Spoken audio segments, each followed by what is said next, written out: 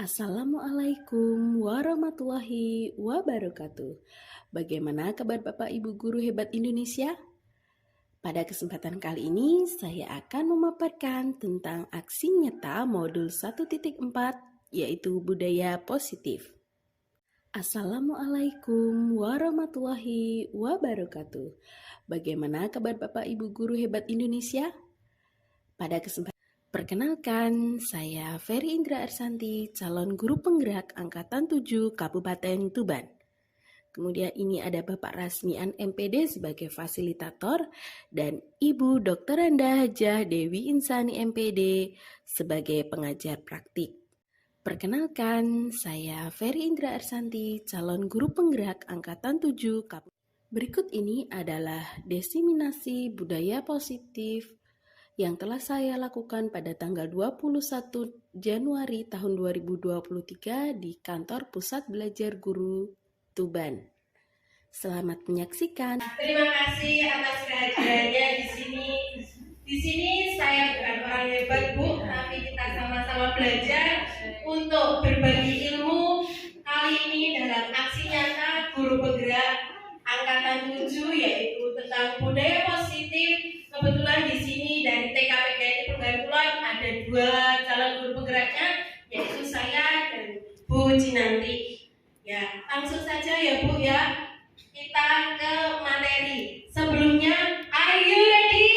Yes, I am ready. Terima kasih. Ya. Sosialisasi tentang budaya positif. Sebelumnya, ibu-ibu sudah pernah mendengar apa budaya positif? Sudah pernah dengar Ibu? Ya, di sini budaya positif merupakan kebiasaan yang bernilai positif, di dalamnya mengandung sejumlah kegiatan yang mampu menumbuhkan karakter murid. Nah, apa yang merupakan tanggung jawab guru, yaitu bagaimana kita menciptakan suatu lingkungan positif yang terdiri dari warga sekolah yang saling mendukung, saling belajar, saling bekerja sama, sehingga tercipta kebiasaan-kebiasaan baik yang akan tumbuh menjadi karakter-karakter baik warga sekolah. Dan pada akhirnya karakter-karakter tersebut terbentuk kebiasaan-kebiasaan baik yang akan membentuk suatu budaya positif. Budaya positif meliputi 6 hal, yaitu itu ada kesalahan ketik Bu, sebenarnya itu 6 yang sampai paradigma saja. Yang kedua itu konsep disiplin positif. Yang ketiga pemenuhan 5 kebutuhan dasar manusia. Yang keempat 5 posisi kontrol. Yang kelima segitiga restitusi. Dan yang keenam keyakinan kelas. Pembelajaran dengan paradigma baru. Pembelajaran dengan paradigma baru dirancang berdasarkan nilai kebajikan yang disepakati sehingga tercipta budaya positif yang berpihak pada murid dengan filosofi pendidikan Ki Hajar Dewantara guna mewujudkan profil pelajar Pancasila. Di sini bila kita ingin membuat kemajuan, ubahlah bagaimana Anda berpikir tentang manusia. Ubahlah paradigma Anda, skema pemahaman dan penjelasan aspek-aspek tertentu tentang realitas. Berikut disampaikan oleh Stephen R. Covey di bukunya Principle Centered Leadership tahun 1991. Selanjutnya, makna disiplin positif. Apa sih yang disebut disiplin positif? Di sini disiplin positif adalah merupakan salah satu cara penerapan disiplin yang bertujuan untuk menumbuhkan kesadaran serta memberdayakan anak untuk melakukan sesuatu tanpa sogokan, ancaman maupun hukuman. Jadi dia berdasarkan atas kemauannya diri sendiri, bukan hanya untuk sekedar mendapat imbalan atau mendapat penghargaan, tapi dia benar-benar memang sungguh-sungguh ini dari hatinya, dari dalam dirinya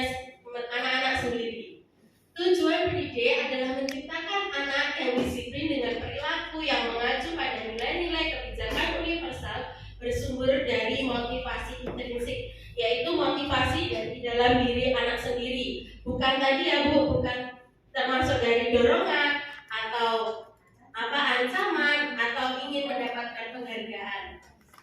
Ya, kemudian nilai kebijakan universal. Nilai kebijakan universal adalah sifat-sifat positif manusia yang merupakan tujuan mulia yang ingin dicapai oleh setiap individu. Nilai-nilai kebijakan universal merupakan nilai yang disepakati bersama, lepas dari suku bangsa, agama, bahasa maupun dari latar belakangnya.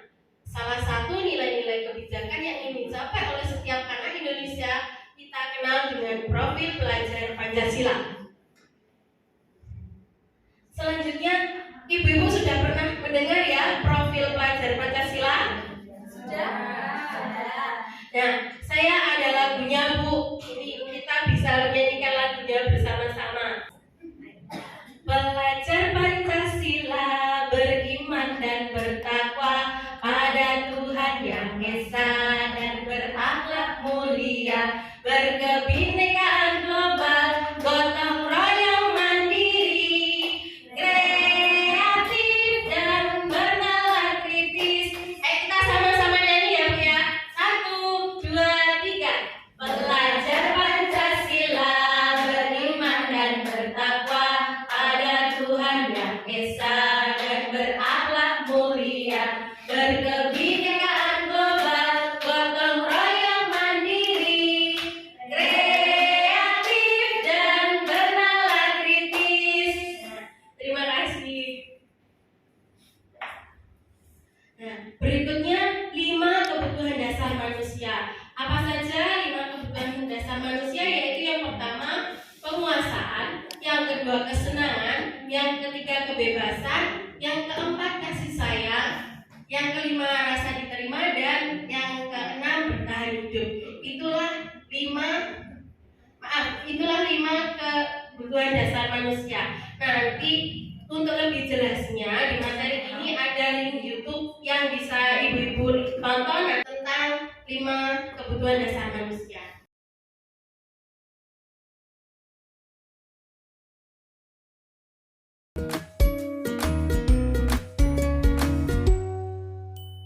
Salam dan bahagia Ibu dan Bapak guru hebat.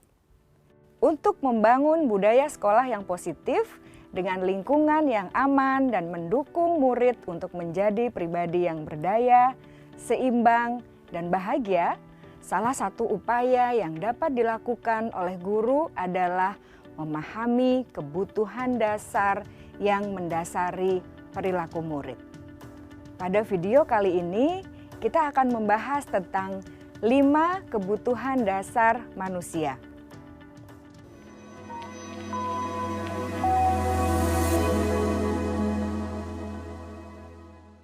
Ki Hajar Dewantara dalam salah satu kutipannya menyatakan, kita ambil contoh perbandingannya dengan hidup tumbuh-tumbuhan. Seorang petani dalam hakikatnya sama kewajibannya dengan seorang pendidik yang menanam padi misalnya. Hanya dapat menuntun tumbuhnya padi. Ia dapat memperbaiki kondisi tanah, memelihara tanaman padi, memberi pupuk dan air, membasmi ulat-ulat atau jamur-jamur yang mengganggu hidup tanaman padi, dan lain sebagainya. Ketika guru memahami kebutuhan apa yang mendasari perilaku murid, dan guru berusaha menuntun dan mendukung murid dalam memenuhi kebutuhannya secara positif, pada hakikatnya guru tersebut ibarat seorang petani yang sedang berusaha memahami kebutuhan masing-masing tanaman. Dan ia berusaha memenuhi kebutuhan tanaman tersebut agar dapat tumbuh dengan subur dan maksimal. Dr. William Glasser, seorang psikiater dari Amerika Serikat, menyatakan bahwa seluruh tindakan manusia memiliki tujuan tertentu, yaitu memenuhi kebutuhan dasarnya. Ketika kelima kebutuhan dasar telah terpenuhi secara memadai, maka murid akan tumbuh dengan seimbang dan bahagia. Sebaliknya, ketika kebutuhan dasar tidak terpenuhi dengan baik, maka seseorang akan mengalami emosi negatif seperti bosan, sedih, dan kecewa. Bahkan mereka dapat melakukan perbuatan yang bertentangan dengan nilai-nilai kebajikan atau melanggar peraturan.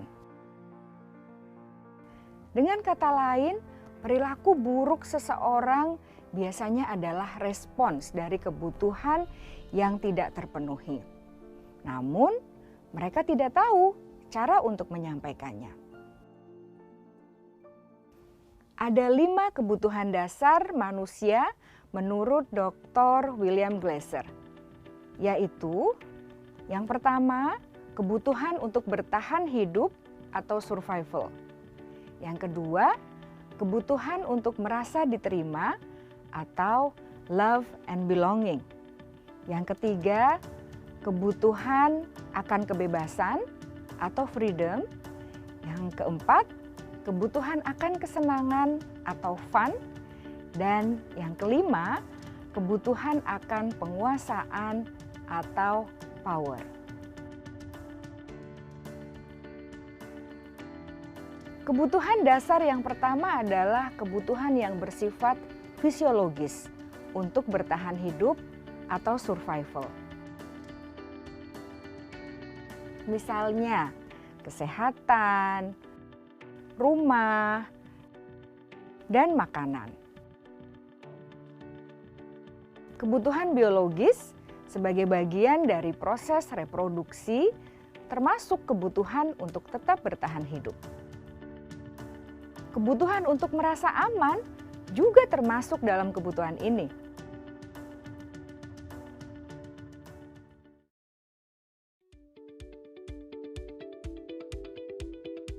Agar murid dapat belajar dengan baik, kebutuhan mereka akan rasa aman, pangan, sandang, dan papan harus terpenuhi. Bagaimana mungkin mereka dapat belajar dengan baik bila mereka datang ke sekolah dengan perut yang lapar atau bila rumah mereka kebanjiran?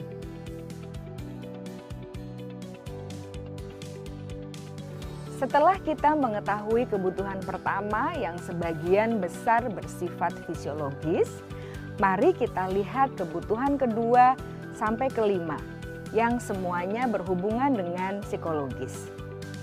Mari kita lihat kebutuhan yang kedua, yaitu kebutuhan akan perasaan diterima oleh kelompok atau komunitasnya atau kebutuhan love and belonging. Kebutuhan ini meliputi keinginan untuk tetap terhubung dengan orang lain seperti teman, keluarga, teman kerja, dan kelompok di mana kita tergabung. Setiap murid ingin menjadi bagian yang berharga dari kelas dan juga sekolah. Mereka juga ingin diterima oleh orang lain dan kelompoknya.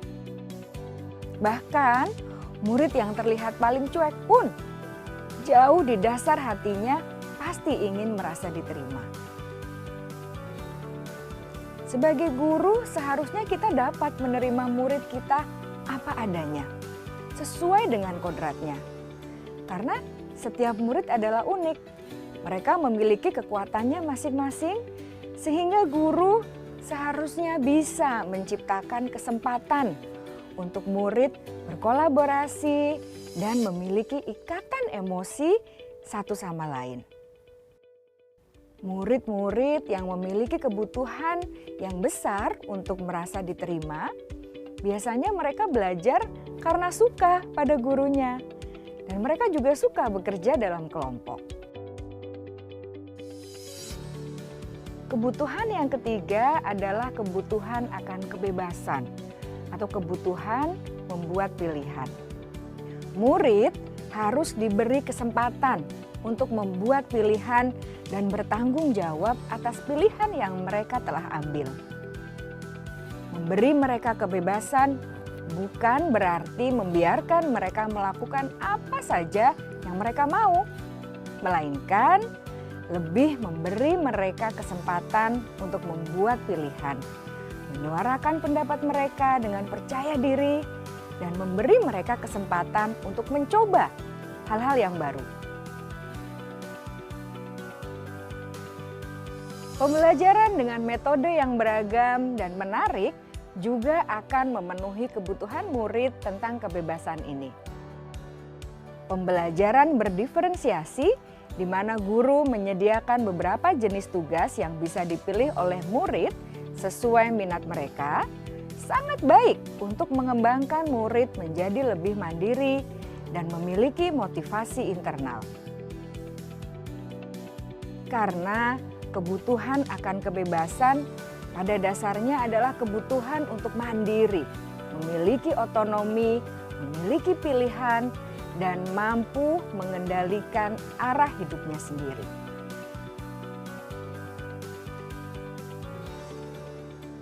Kebutuhan yang keempat adalah kebutuhan akan kesenangan. Bayangkan Bapak Ibu, hidup tanpa rasa senang. Betapa menyedihkannya. Glasser menghubungkan kebutuhan akan kesenangan dengan belajar. Jangan sepelekan kebutuhan murid untuk merasa senang di kelas. Sebagai guru, jangan ragu-ragu untuk dengan sengaja memasukkan kegiatan yang menyenangkan dalam kelas. Murid-murid dengan kebutuhan dasar kesenangan yang tinggi ingin menikmati apa yang mereka lakukan. Mereka juga konsentrasi tinggi saat mengerjakan hal-hal yang disenangi.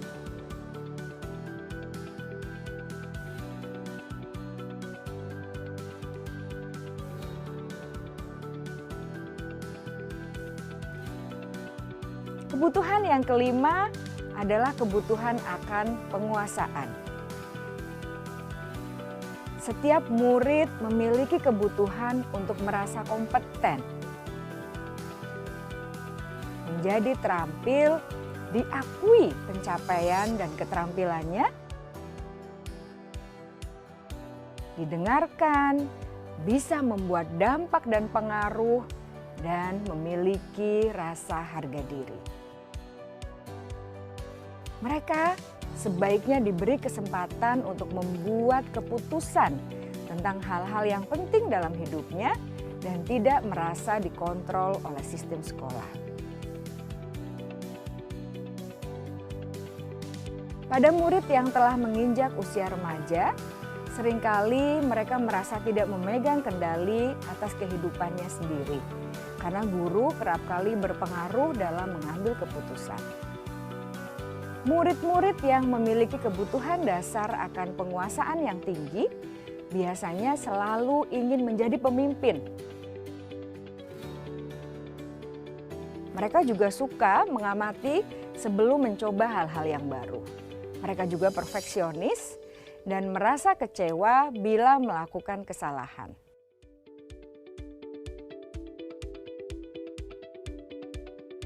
Ibu dan Bapak guru sangatlah penting bagi kita untuk mengetahui kebutuhan dasar murid-murid, agar kita memahami alasan di balik sikap dan tingkah laku mereka.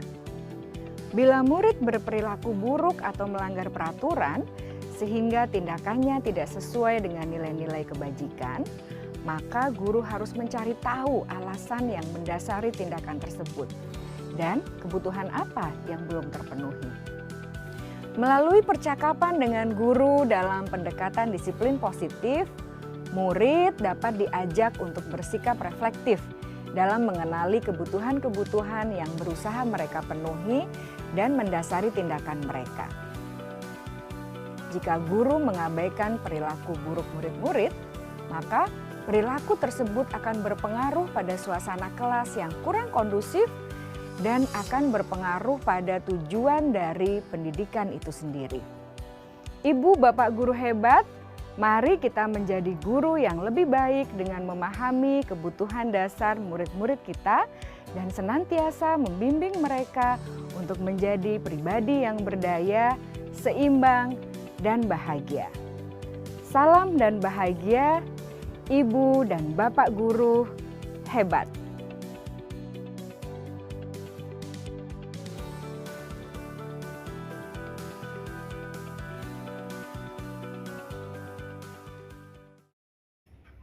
Kemudian motivasi perilaku manusia. Motivasi merupakan dorongan yang timbul pada diri seseorang secara sadar atau tidak untuk melakukan sesuatu tindakan dengan tujuan tertentu. Di dalam bukunya Restructuring School Discipline oleh Diane Bozen membagi motivasi menjadi 3. Yang pertama yaitu menghindari ketidaknyamanan dan hukuman.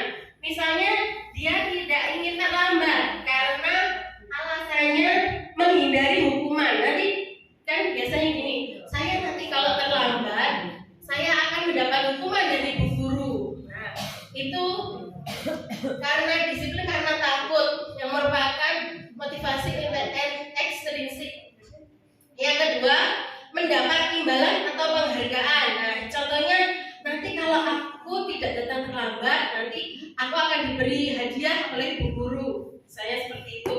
Yang ketiga, menghargai nilai kebijakan, disiplin karena sadar kebajikannya dirinya sendiri. Nah, ini dia memang termotivasi bukan karena hanya ingin mendapatkan hadiah atau mendapatkan penghargaan atau menghindari hukuman, tapi dia memang bertanggung jawab akan dirinya sendiri bahwa saya tidak akan terlambat karena memang saya benar-benar ingin menjadi murid yang patuh, ingin menjadi murid yang tidak melanggar aturan, tapi bukan karena ingin mendapat imbalan apapun.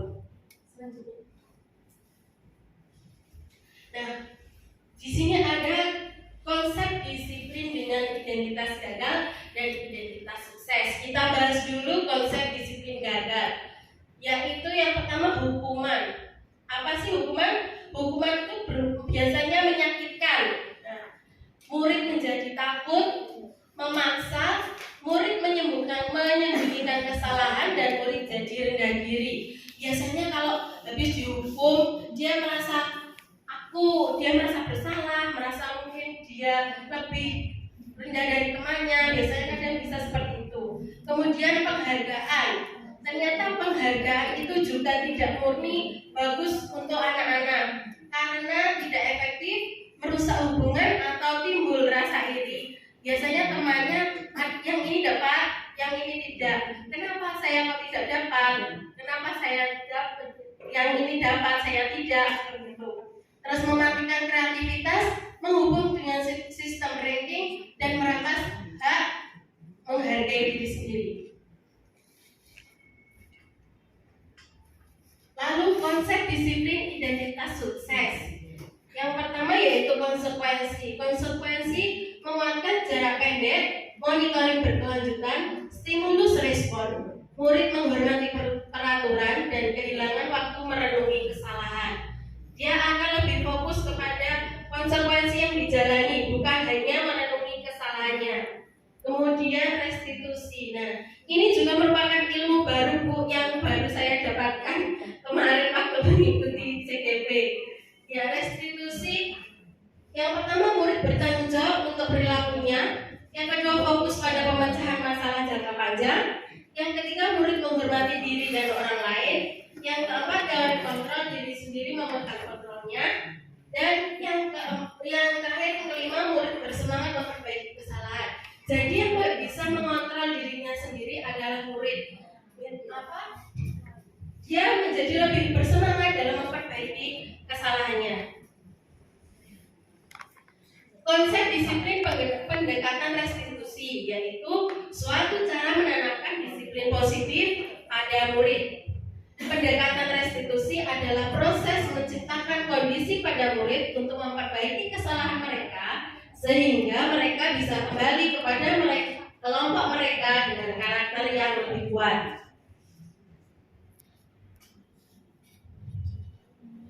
Nah, ciri-ciri restitusi. Restitusi bukan merupakan kesalahan namun belajar dari kesalahan.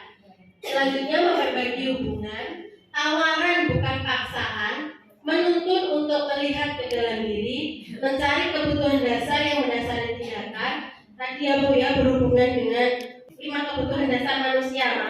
Itu tadi apa sih yang biasanya tidak terpenuhi? Biasanya bisa dicari tahu dari situ. Terus fokus pada karakter bukan tindakan dan menguatkan fokus pada solusi. Nah, berikut perbedaan antara hukuman dan konsekuensi. Kalau hukuman biasanya guru menghukum siswa hormat bendera selama 10 menit. Misalnya seperti itu. Kemudian guru marah dan murid menjadi takut. Kalau konsekuensi, guru memberi konsekuensi mengerjakan PR pada saat istirahat atau dikerjakan 2 kali, dan guru tegas namun murid menghormati aturan. Nah, kita tetap tegas, tapi kita harus tahu bagaimana agar kita tetap tegas tapi anak-anak menghargai atau menghormati aturan, bukan hanya kita sekedar marah namun anak-anak takut. Itu 5 posisi kontrol restitusi. Nah, ini kita lihat dulu videonya. Mari kita tonton bersama-sama, nggih.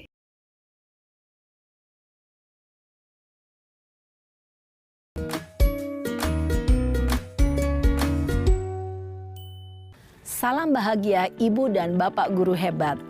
Dalam penerapan disiplin positif restitusi, salah satu program yang dikembangkan adalah 5 posisi kontrol. 5 posisi kontrol dalam restitusi adalah proses perjalanan seorang pendidik agar dapat mengenali dirinya. Pada video kali ini, kita akan membahas tentang 5 posisi kontrol yang dikembangkan oleh Diane Gosson dan contoh penerapannya.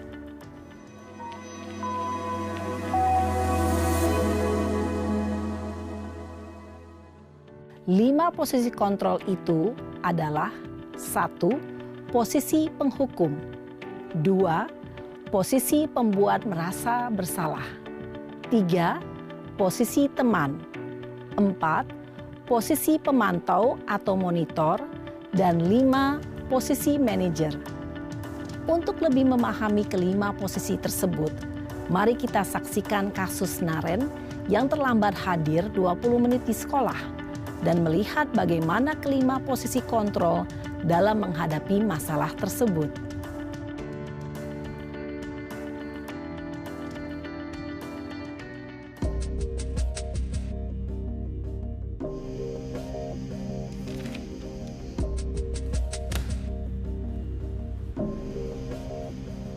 Naren! Sini kamu! Selamat pagi, Bu. Selalu terlambat. Kamu deh, pasti terlambat. Maaf, Bu. Saya... Apa? Apa coba? Alasan kamu apa lagi? Kapan sih kamu tidak terlambat? Malas sekali ya kamu jadi anak. Saya... Dasar pemalas. Gak kapok-kapok sih kamu. Sudah berapa kali terlambat? Sana. Kamu keliling lapangan basket 2 kali. Kenapa saya harus keliling lapangan basket, Bu? Kenapa? Kamu mau lawan ibu? Berani-beraninya jawab. Sudah terlambat, masih berani jawab pula. Sekarang, keliling lapangan basket 5 kali sekalian. Biar kapok. Cepat. Pergi sana ke lapangan basket. Posisi penghukum biasanya berbicara dengan nada tinggi, menghardik, menunjuk-nunjuk, menyakiti, dan menyindir. Hukuman bisa berupa fisik maupun psikis.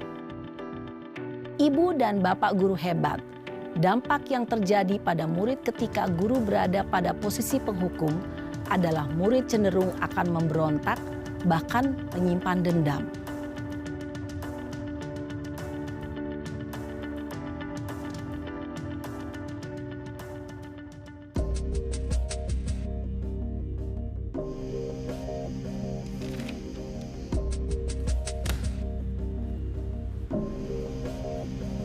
Naren!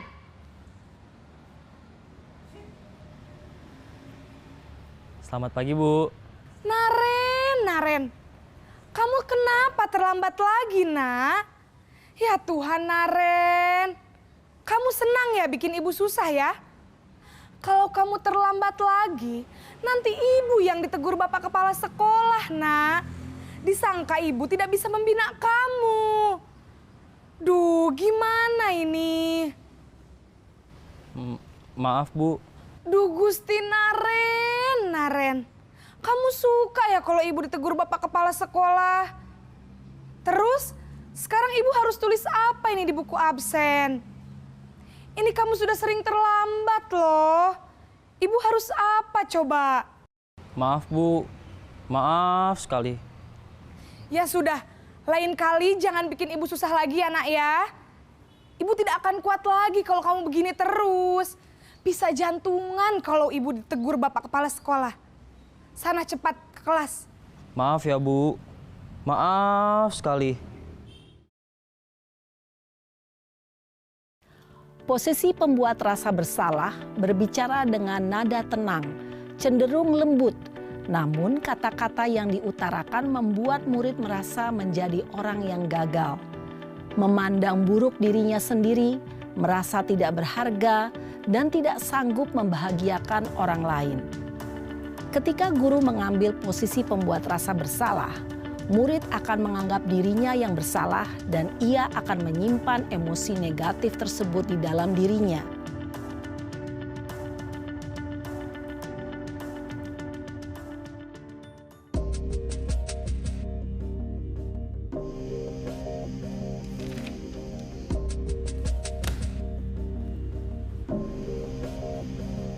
Naren!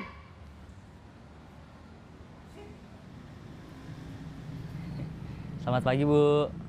Wah, sudah jam berapa ini nak? Terlambat lagi ya sayang. Iya Bu, habis ibu saya lupa bangunkan saya Bu. Kamu malah menyalahkan ibu kamu. Kamu bukannya anak yang larinya paling kenceng. Kok terlambat sih? Iya Bu, saya memang terlambat bangun tadi. Jadi biarpun saya lari kencang, tetap gak kekejar Bu. Ya sudah sana, nanti lain kali larinya lebih kenceng lagi ya. Biar gak terlambat lagi. Bikin seneng ibu, demi ibu. Bisa kan? Bisa lah Bu. Ya sudah sana masuk kelas. Ibu beresin urusan absen kamu. Kamu ini ada-ada saja. Dalam posisi teman, guru berbicara dengan nada suara ramah, akrab, cenderung bersenda gurau untuk menjaga suasana tetap santai. Murid akan merasa senang, aman, dan akrab dengan guru. Identitas yang tercipta adalah identitas sukses atau berhasil. Namun, perlu diingat, karena ini masih dorongan eksternal, maka ada faktor ketergantungan dari murid kepada orang tertentu. Di sini guru absennya, sehingga di lain waktu murid bisa berperilaku baik, namun hanya kepada orang-orang tertentu saja.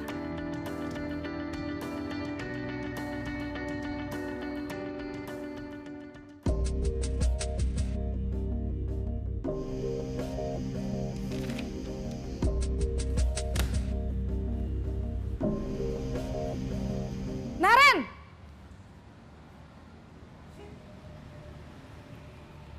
Selamat pagi Bu.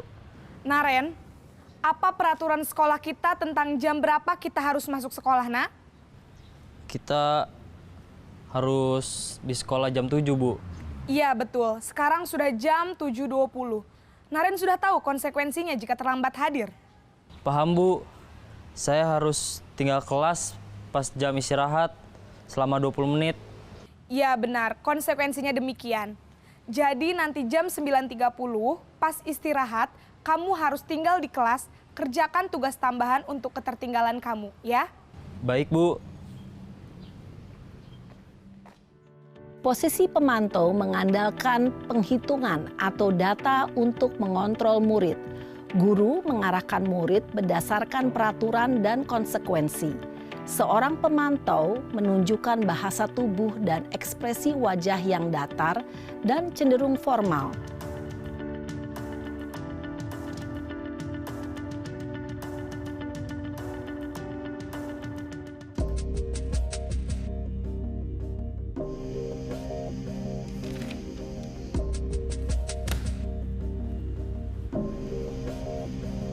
Naren!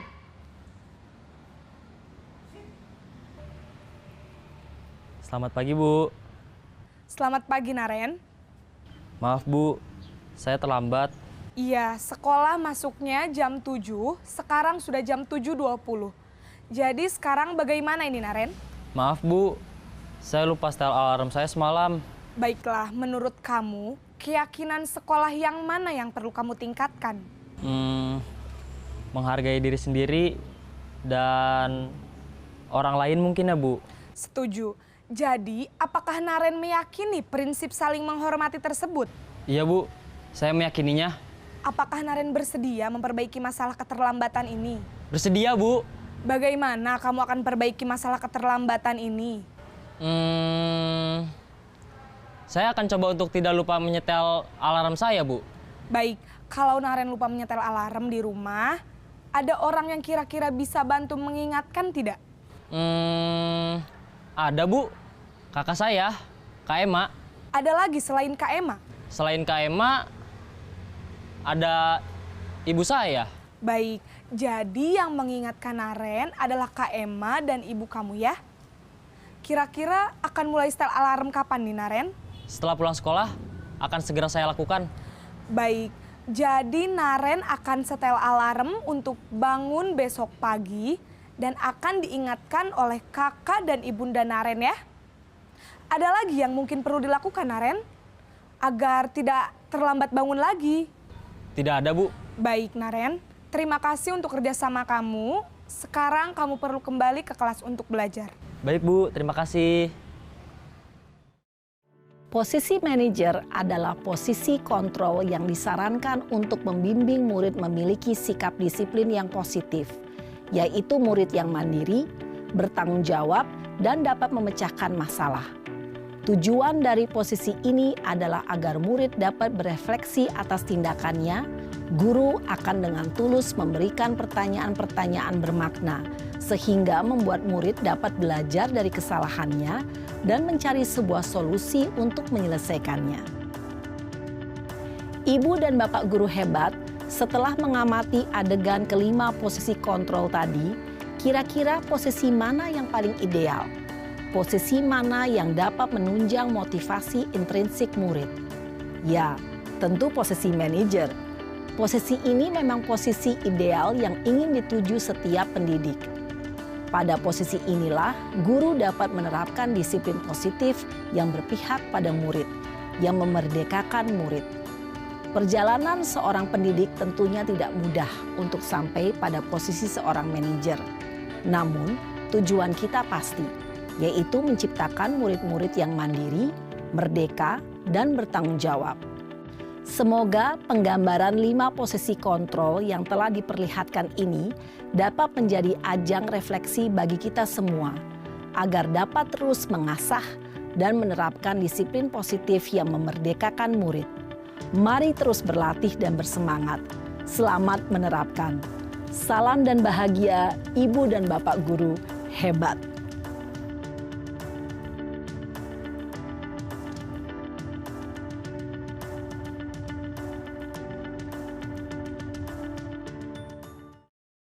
Menurut ibu-ibu, yang biasanya sebaiknya dilakukan oleh seorang guru itu yang mana? Ya, yang keempat, yaitu sebagai manajer. Kadang tanpa kita sadari, kita juga pernah ya Bu ya melakukan yang mungkin jadi teman atau ya jadi membuat rasa bersalah. Nah, itu saya juga pernah Bu biasanya seperti itu. Kamu nggak kasihan sama Bu Guru kalau kamu buang sampahnya sembarangan. Nanti kan Bu Guru itu yang beberesin, dan yang bantu beresin. Nah, biasanya seperti itu ya Bu ya, kalau misalnya anak-anak buang sampah atau mainannya tidak dikembalikan pada tempatnya. Nah, padahal seharusnya kita sebagai seorang guru itu bertindak sebagai manajer, di mana di situ ada konsekuensi yang harus dilakukan anak-anak apabila anak-anak mungkin melakukan sesuatu di luar kesepakatan kelas. Misalnya kalau tidak menaruh sepatu di tempatnya, anak-anak harus apa? Biasanya seperti itu.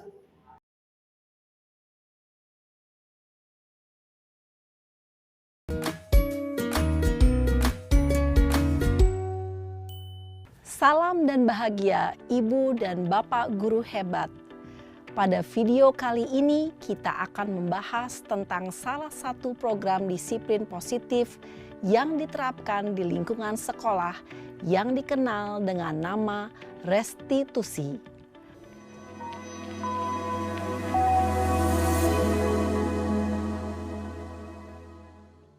Restitusi dikembangkan oleh pakar pendidikan Diane Gosson, berlandaskan pada teori kontrol Dr. William Glasser.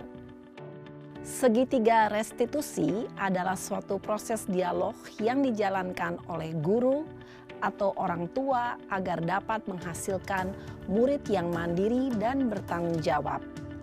Pada saat guru di posisi manajer, aspek yang dikembangkan pada murid adalah motivasi intrinsik, sehingga penanaman nilai-nilai kebajikan dapat tumbuh dan berkembang menjadi suatu kebiasaan positif yang akhirnya membentuk karakter murid. Proses dialog ini terdiri dari 3 langkah yang digambarkan pada ketiga sisi pada segitiga restitusi. Sisi pertama adalah menstabilkan identitas. Sisi yang kedua adalah validasi tindakan yang salah. Dan sisi yang ketiga adalah menanyakan keyakinan. Ibu dan Bapak guru, berikut ini akan ditunjukkan bagaimana seorang guru berada dalam posisi manajer menggunakan penerapan segitiga restitusi.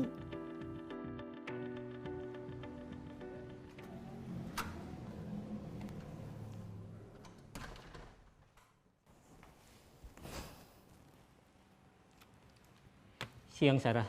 Siang, Pak. Sudah lama nggak ketemu Sarah. Kenapa hari ini ada di sini? Kesel, Pak. Kesel banget. Masa aku dikatain tukang fitnah, Pak? Ya aku marah lah. Aku balik ngatain Eka di depan kelas. Kesel banget. Oh, begitu. Ya pasti kamu marah dan kesal. Bapak juga akan marah apabila ada yang menuduh Bapak seperti itu. Kemudian, pada saat itu kamu mau melakukan apa? Ya saya langsung ngatain Eka lah, Pak. Kesel banget. Saya bentak-bentak dia depan teman-teman lain. Oh, begitu. Pasti kamu melakukan seperti itu karena suatu alasan tertentu, bukan? Iyalah, masa saya diam saja, Pak? Ya saya bela diri lah. Masa saya dituduh tukang fitnah? Ya wajarlah. Mempertahankan harga diri itu sesuatu yang penting buat kamu. Untung kamu tidak bertindak lebih gegabah lagi. Hanya membentak-bentak. Iya, Pak. Untung saya masih bersabar dan hanya membentak saja. Sudah gemes padahal. Saya pasti bela diri lah. Ya pasti ya. Tapi kamu memilih untuk tetap bertahan dan bersabar. Kamu memilih untuk tidak berbuat lebih parah lagi, bukan? Iya. Nah, sekarang coba kita lihat lagi. Tindakan kamu yang bentak-bentak Eka di kelas. Tindakan kamu itu kira-kira sesuai dengan keyakinan kelas atau prinsip kamu tidak? Enggak lah, Pak. Capek, Pak, jadi pemarah. Jadi keyakinan atau prinsip mana yang kurang sesuai dengan keinginan kamu? Ya, saya sebenarnya sangat menghargai orang lain. Mungkin saat itu saya menjadi emosi, jadi tidak menunjukkan sikap itu. Kamu meyakini tidak? Menghargai orang lain itu penting buat kamu. Yakinlah, Pak. Iya, setuju. Kita harus saling menghargai. Namun, ada juga keyakinan yang kita sepakati yang perlu kita jalankan apabila kita sedang marah, bukan? Ya, saya bisa lebih proaktif, mulai dengan diri sendiri. Saya bisa jadi lebih bersabar, mengambil waktu jeda untuk berpikir mau apa selanjutnya. Kira-kira kamu bersedia memperbaiki masalah ini tidak? Bersedia, Pak. Kalau kamu memperbaiki masalah ini, kamu akan menjadi orang seperti apa? Saya akan menjadi orang yang bertanggung jawab kali ya, Pak. Dan senantiasa proaktif. Iya, menurut kamu bagaimana rasanya menjadi orang seperti itu? Ya nyaman lah, bangga bisa bersabar dan menahan diri. Baiklah kalau begitu. Yuk kita pikirkan bagaimana memperbaiki masalah ini.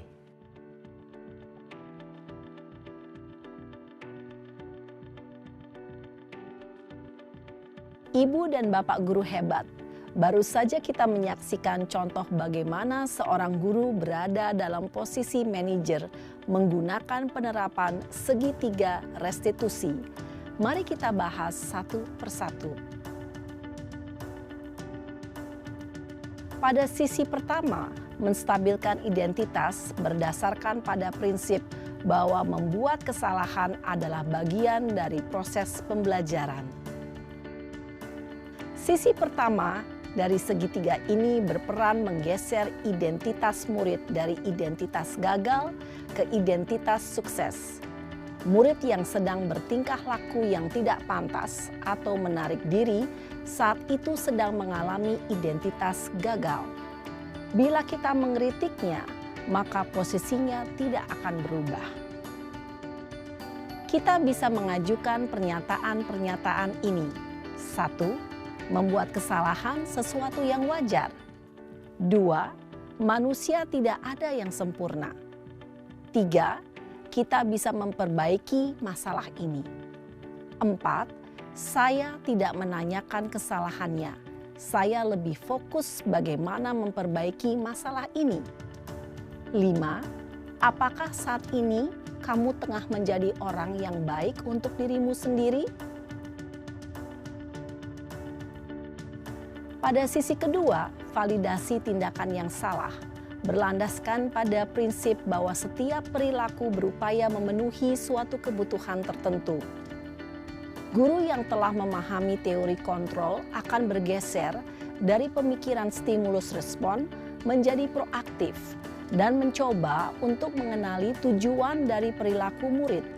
Mengenali dan mengakui kebutuhan murid ini dapat memperbaiki hubungan dengan murid tersebut. Pernyataan atau pertanyaan bisa disampaikan dengan nada suara tidak menghakimi atau memojokkan, sehingga dapat mengembalikan murid pada posisi positif. 1. Kamu bisa saja bertindak lebih gegabah lagi dari ini. 2. Kamu bukan melakukannya tanpa suatu alasan tertentu. 3. Kamu melakukannya karena mempertahankan sesuatu yang penting bagimu. 4. Mungkin kamu bisa mempelajari suatu perilaku baru yang lebih efektif. Bersediakah kamu mempelajarinya?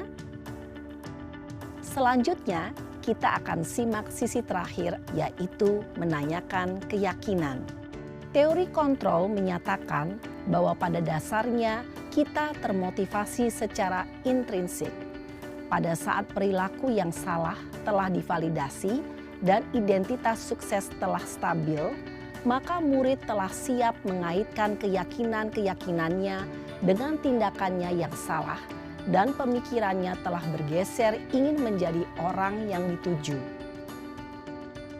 Pertanyaan-pertanyaan ini dapat mengaitkan keyakinan-keyakinan yang dianut murid. 1. Sebagai keluarga atau kelas, apa yang kita yakini? 2. Nilai-nilai apa yang telah kita sepakati? 3. Seperti apa gambaran sebuah kelas yang ideal bagi kamu? 4. Kamu ingin menjadi orang seperti apa?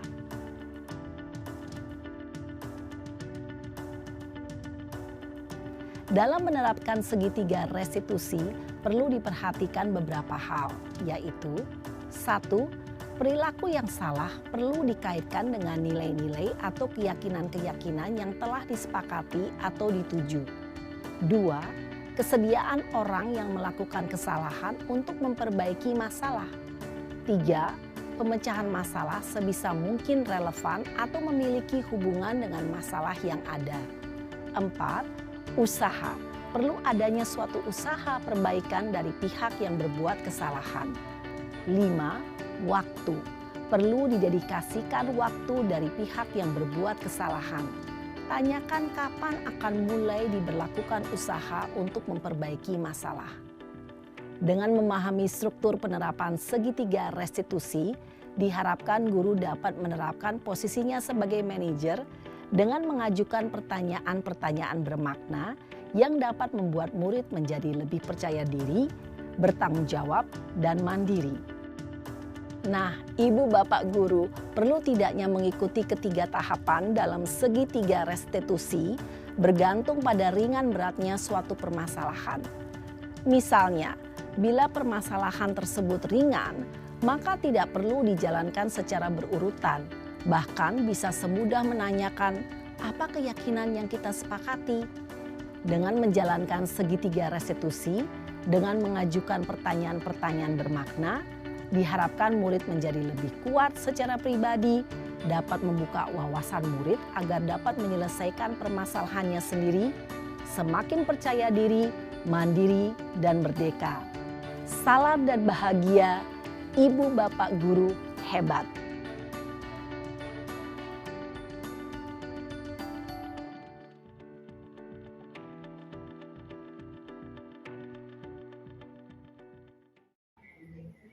Nah, ini penerapan 5 posisi kontrak dan segitiga restitusi yang kemarin saya lakukan di sekolah bersama anak-anak.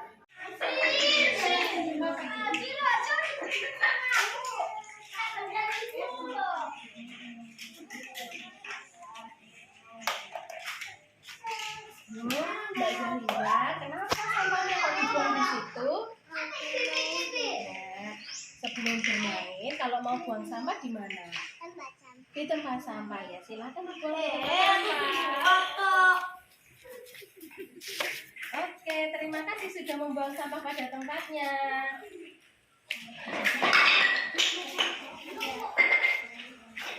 Ayo bisa main dulu.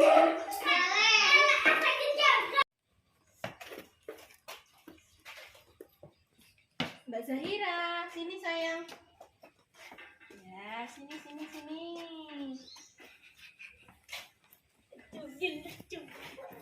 Duduk sini sama Bu Guru.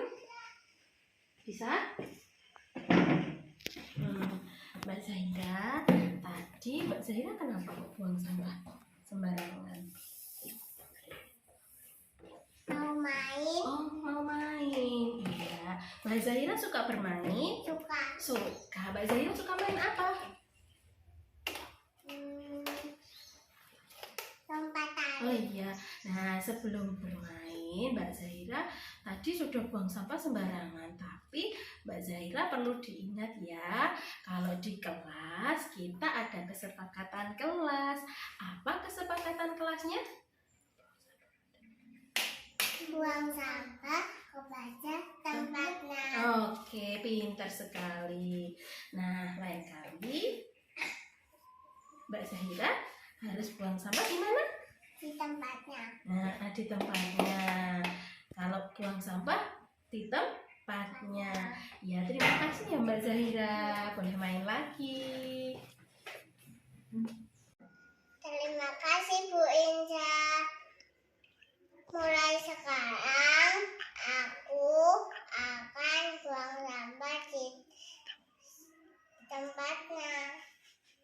Dadah.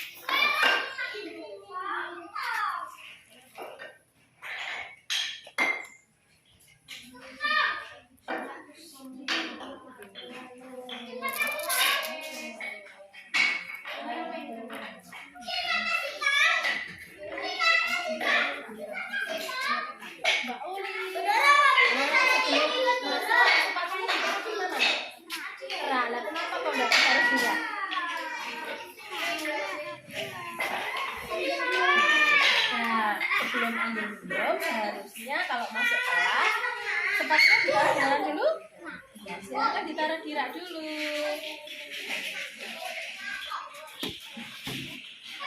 Terima kasih sudah menaruh di rak. Ya, silakan ambil minum.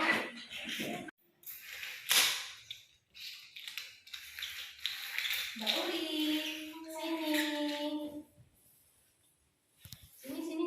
Nah, Mbak Uli, tadi sebelum masuk, kenapa sepatunya tidak ditaruh di rak? Karena aku mau ambil minum. Oh, ambil minum. Mbak Uli haus? Iya. Iya.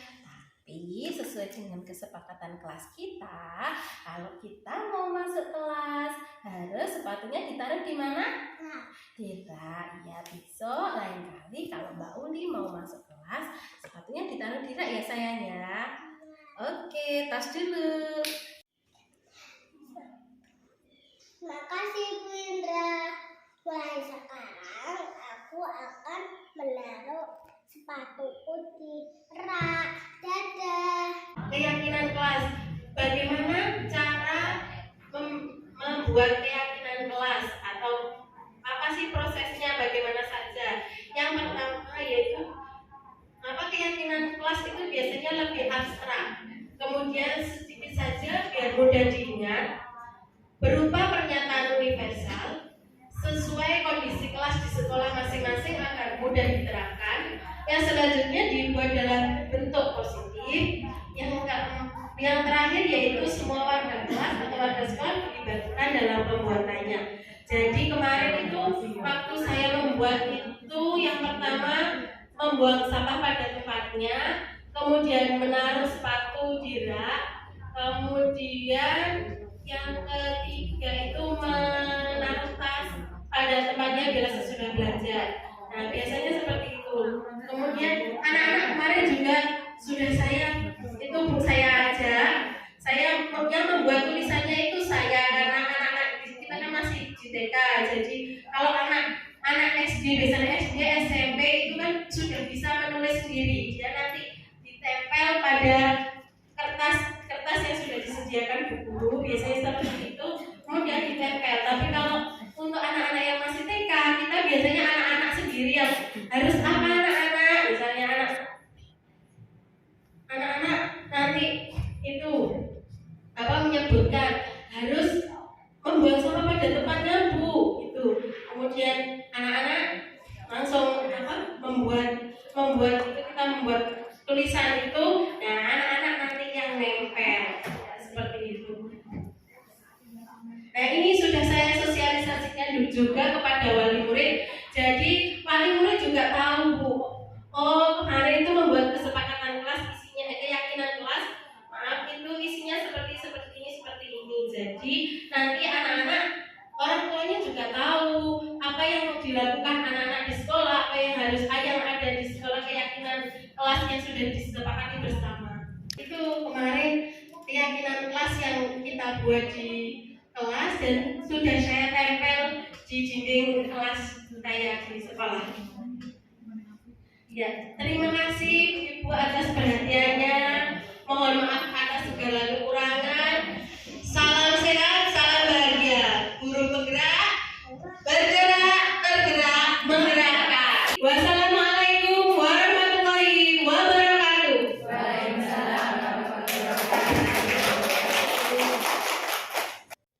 Berikut saya sertakan dokumentasi kegiatan dan tanggapan dari rekan sejawat yang telah mengikuti diseminasi pada tanggal 21 Januari tahun 2023 di Kantor Pusat Belajar Guru Tuban.